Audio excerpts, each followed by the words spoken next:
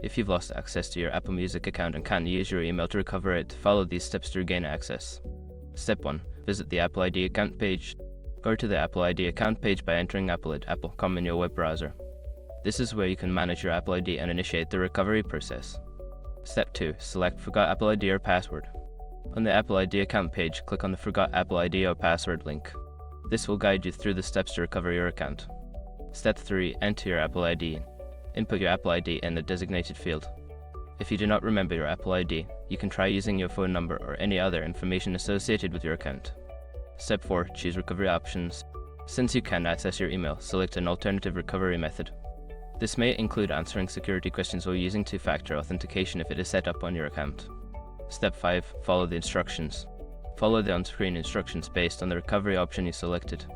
This may involve verifying your identity through a trusted device or answering security questions to reset your password. If you follow these steps carefully, you should be able to recover your Apple Music account.